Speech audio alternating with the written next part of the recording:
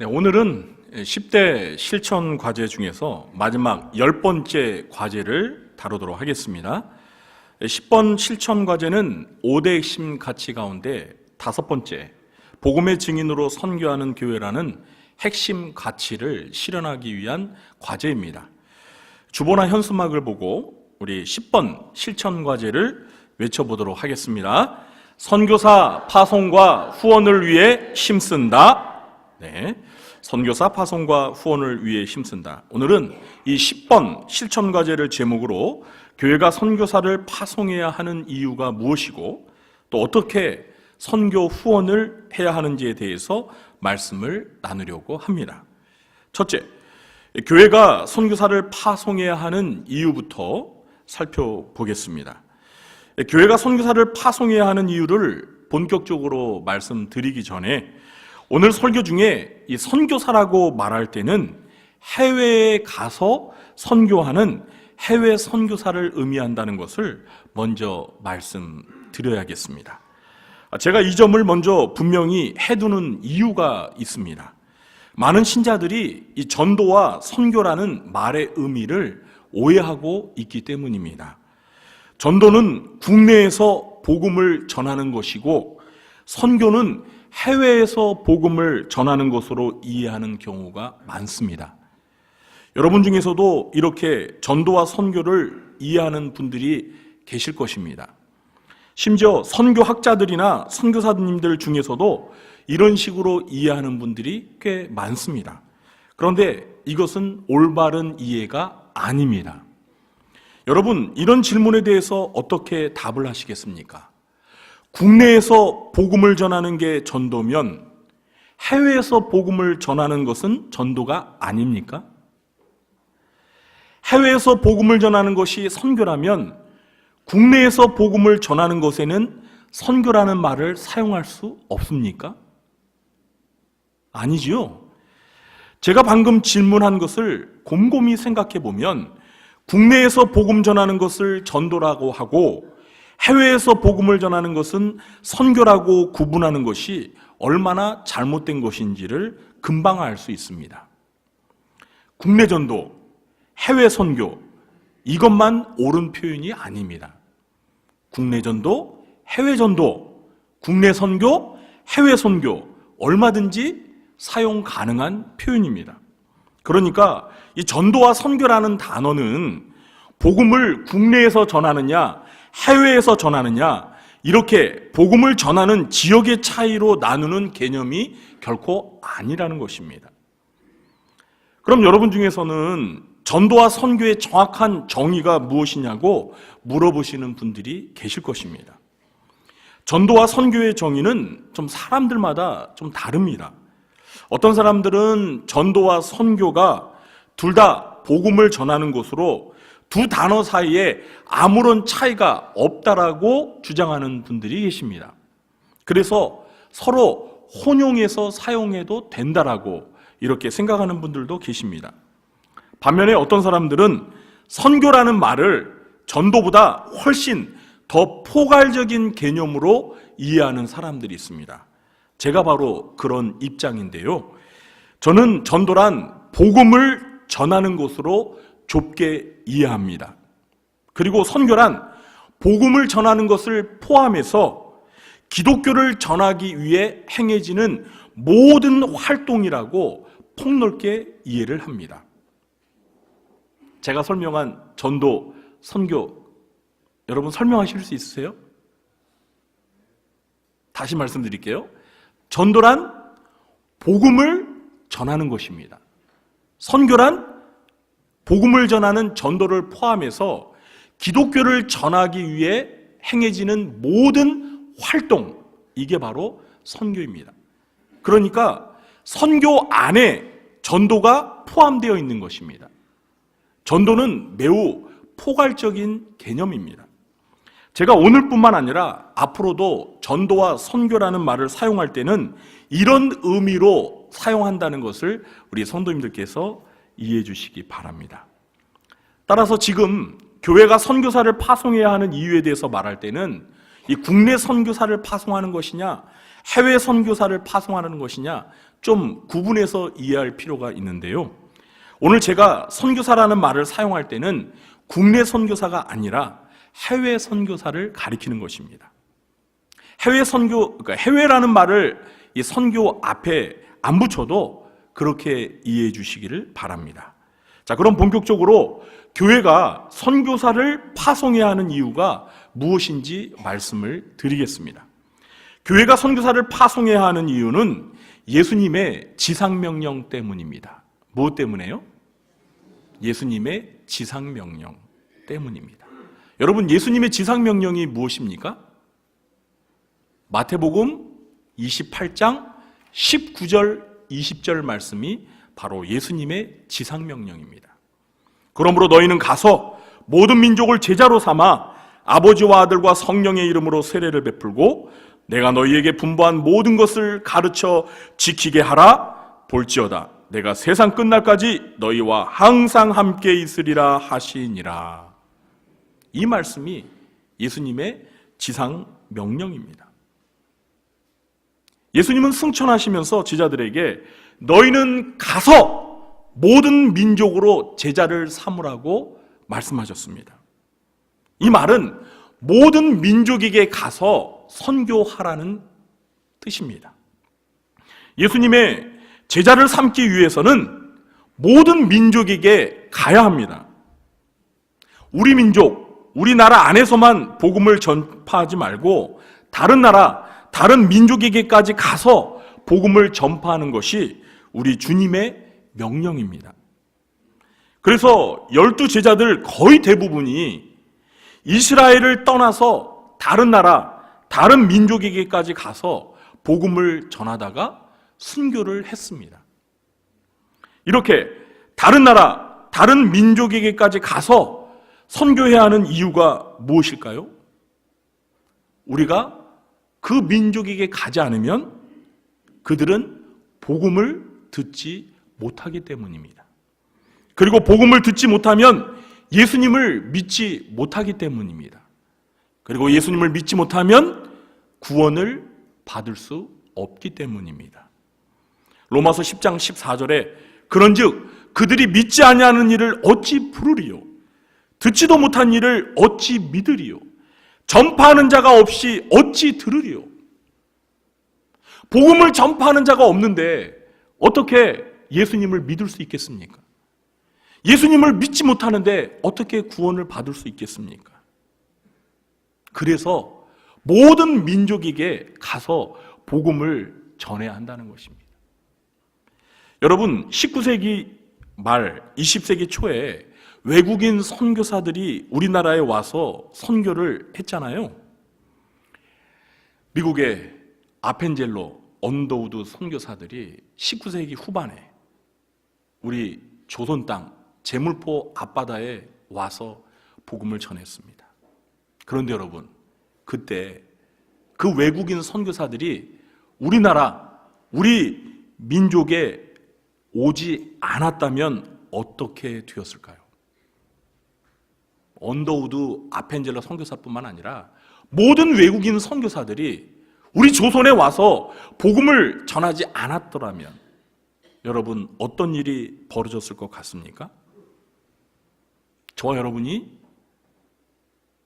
지금 이 자리에 있지 않았을 것입니다. 그리고 이 자리에 구리중앙교회도 세워지지 않았을 것입니다. 그리고 틀림없이 우리는 조상 때부터 믿어오던 유교나 불교를 믿으면서 조상 신에게 제사 지내고 불상 앞에 절하면서 우상 숭배에 죄를 지으며 살았을 것입니다. 그리고 그렇게 살다가 죽어서 어디 갈까요? 지옥불에 떨어지고 말 것입니다.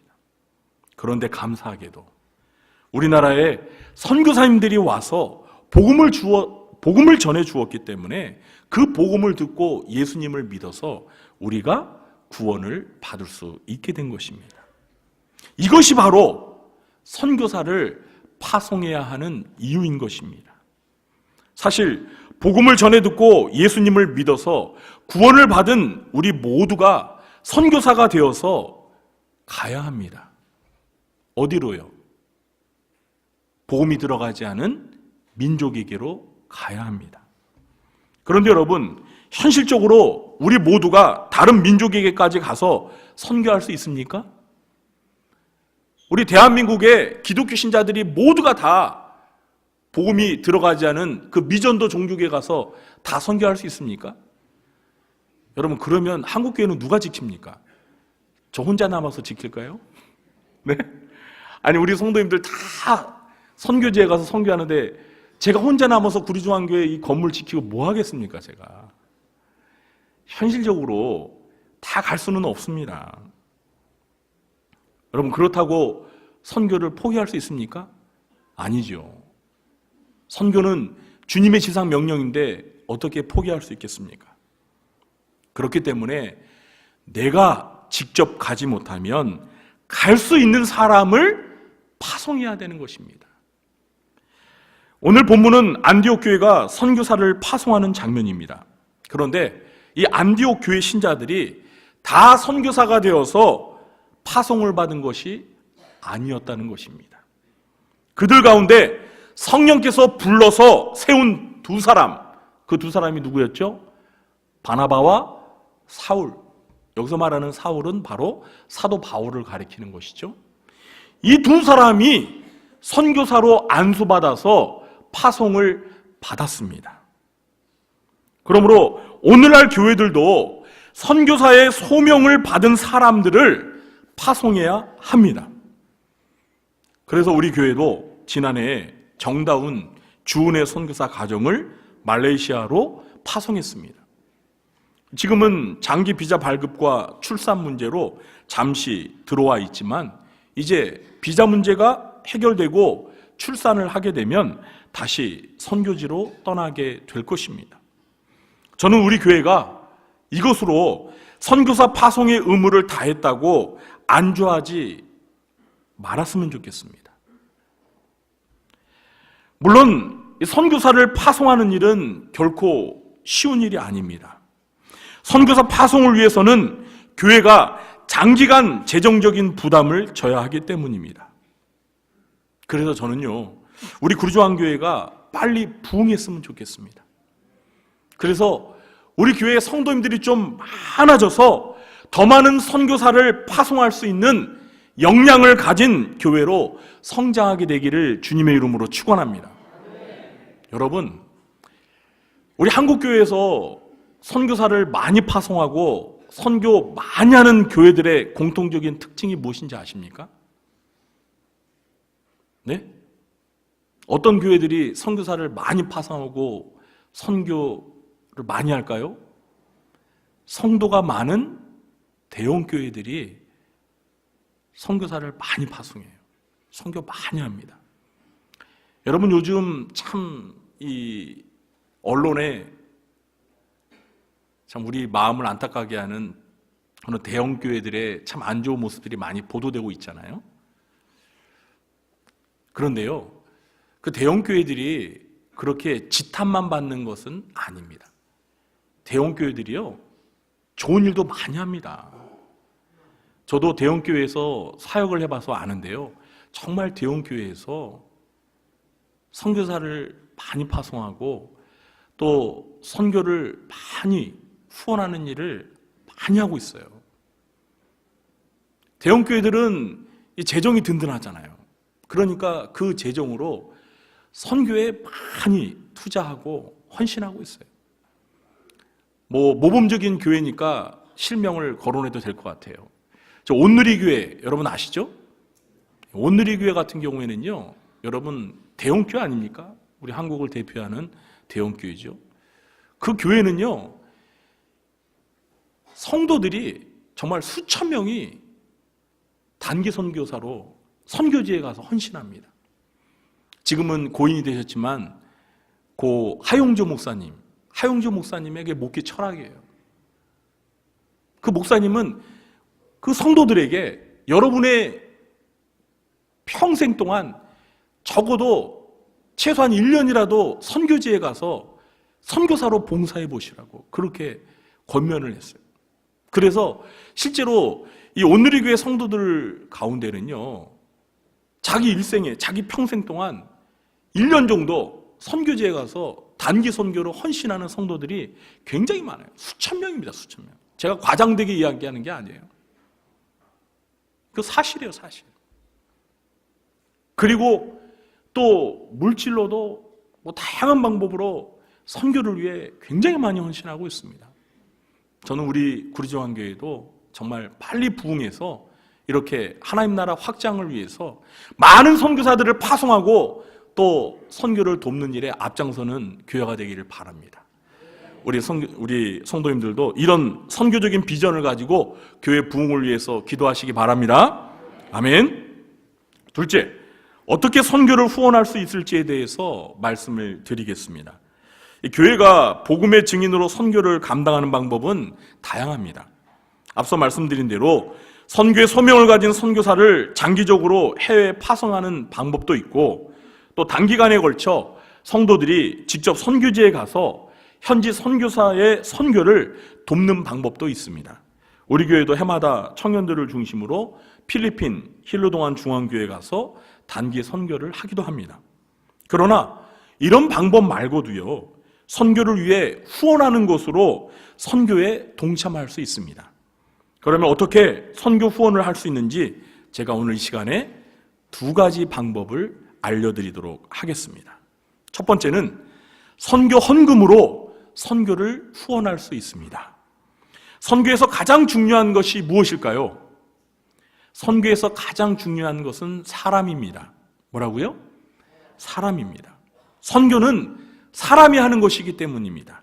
선교지에 가서 복음을 전하는 일도, 또 선교지에 가서 교회를 세우는 것도 다 사람이 하는 것입니다. 그래서 선교에서 가장 중요한 자원은 바로 사람입니다. 사람이 없으면 선교를 할 수 없습니다. 그런데 선교에서 사람만큼 또 중요한 자원이 있습니다. 그것이 무엇일까요? 바로 돈입니다. 돈은 선교에서 매우 유용한 자원입니다. 선교는 돈 없이는 제대로 할 수가 없습니다. 선교를 파송하는 것도, 선교사를 파송하는 것도 돈 없이는 불가능합니다. 선교사가 선교지에 가서 생활하기 위해서는 생활비가 필요합니다. 또 선교사가 선교지에서 전도를 하면서 사역을 하기 위해서도 돈이 필요합니다. 선교지에서 교회를 세우는 일도 돈이 없이는 불가능합니다. 따라서 재정적인 후원이 없이는 선교를 할 수가 없습니다. 그러므로 내가 선교사가 되어 직접 선교지에 가서 선교를 하지 못하더라도 재정적으로 선교사를 후원함으로써 선교에 동참하는 일도 매우 중요한 것입니다.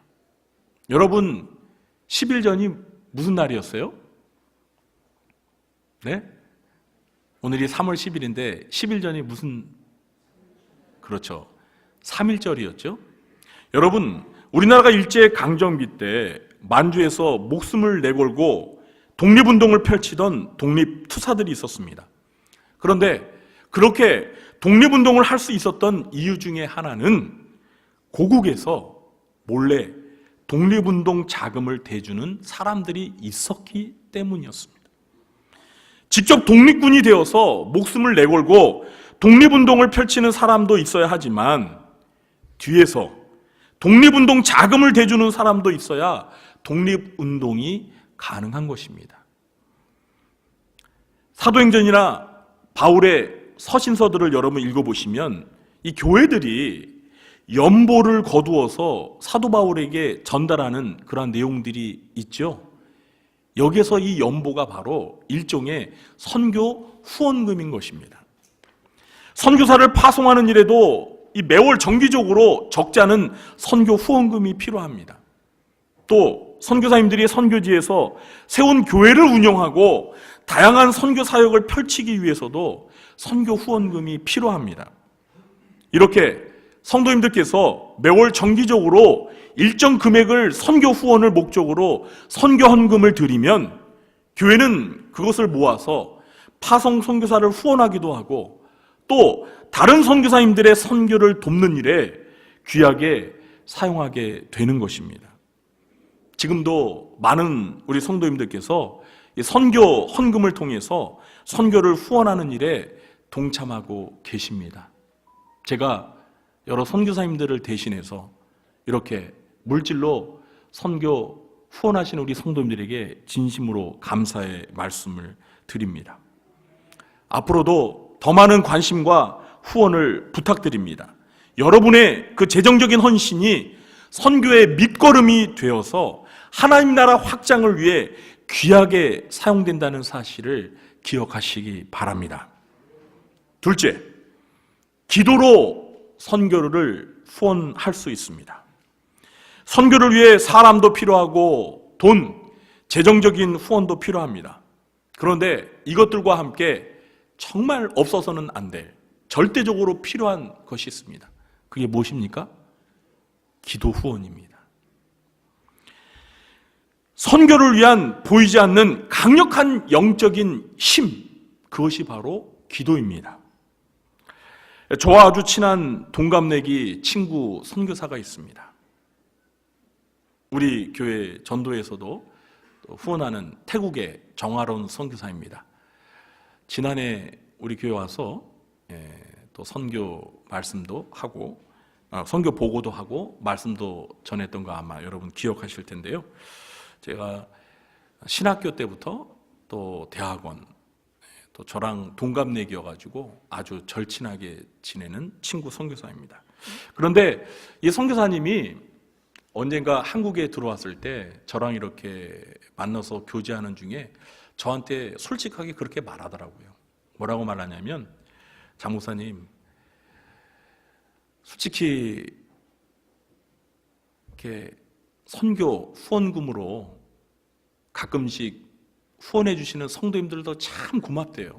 정말 감사하대요. 그런데 정말 감사한 분들은 비록 선교 후원금을 보내주지 않아도 선교사를 기억하고 매일 기도하시는 선교인들이 그렇게 고맙대요. 그렇게 얘기하더라고요. 정말. 사랑하는 성도 여러분, 선교는 시작부터 기도로 시작하는 것입니다.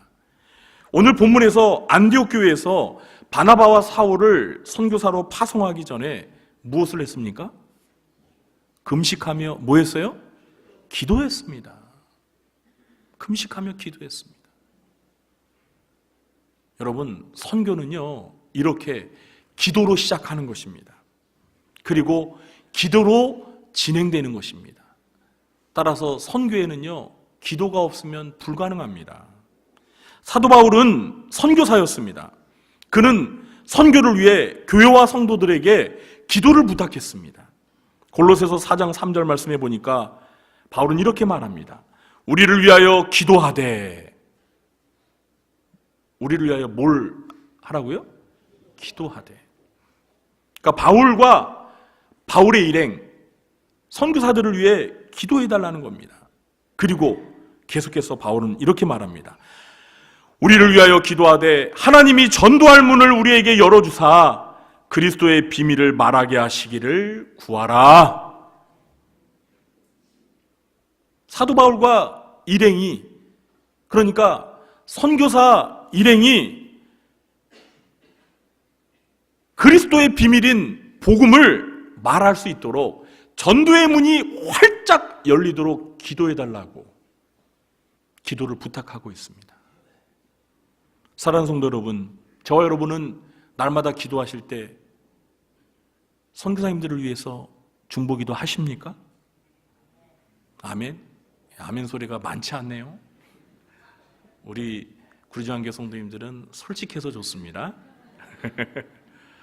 근데 솔직한 것도 좋은데요, 이제는 정말 아멘 소리가 컸으면 좋겠어요.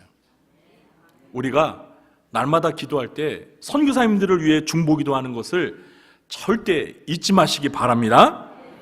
우리가 파송한 선교사 가정을 위해서, 우리가 세운 필리핀 힐르동안 중앙교회를 위해서, 그리고 우리 교회가 후원하는 선교사님들과 선교지를 위해서, 미자립 교회를 위해서 날마다 기도해 주시기를 바랍니다.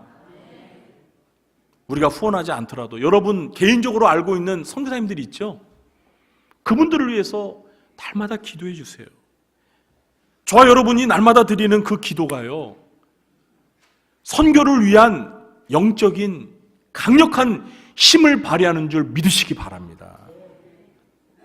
현대 선교의 아버지라고 일컫는 윌리엄 캐리는 42년간, 몇 년간이요? 42년간 인도 선교 사역을 감당했습니다. 그런데 선교 사역은 결코 쉽지 않았습니다. 수많은 정치적인 압력과 인도 사람들의 끊임없는 방해가 있었습니다. 그러나 윌리엄 캐리는 그 모든 시련을 극복하고 정말 놀라운 선교 사역을 많이 감당했습니다. 그는 성경을 인도어로 번역했고 인도뿐만 아니라 버마 일대에 선교의 문을 여는 전기를 마련하기도 했습니다. 언젠가 윌리엄 캐리는 다음과 같은 고백을 했습니다. 내가 인도에서 일하는 42년 동안 나를 위해서 한 번도 기도를 쉬지 않았던 사람이 있습니다. 그는 바로 나의 친누나입니다.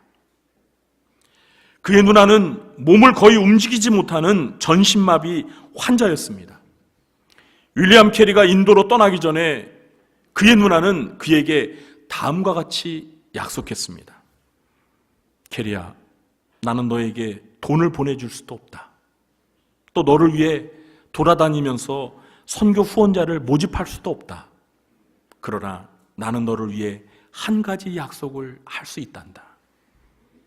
나는 하루도 빠지지 않고 너를 위해서 기도하겠다. 윌리엄 캐리는 그 누나의 중보 기도, 그 기도의 자원을 힘입어서 42년 동안, 몇 년 동안이요? 42년 동안 인도에서 그 어려운 가운데서도 위대한 선교 사역을 감당할 수 있었던 것입니다. 사랑하는 구리중앙교회 성도 여러분, 우리 구리중앙교회 성도님들도 이렇게 선교를 위한 중보 기도로서 선교에 얼마든지 동참할 수 있습니다. 우리 모두가 날마다 선교사님들을 위해 기도함으로써 이 귀한 선교사의 사역에 동참하시게 되길 주님의 이름으로 축원합니다. 우리가 직접 선교사가 되어 선교지에 가지는 못하더라도 이 두 가지 방법,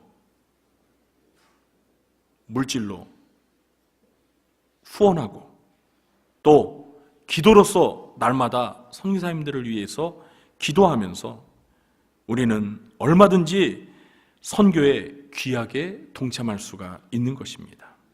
사랑하는 성도 여러분, 오늘 말씀을 통해서 이제 우리는 왜 선교사를 파송해야 하는지 이유를 알았습니다. 그리고 어떻게 구체적으로 선교를 후원해야 되는지도 배웠습니다.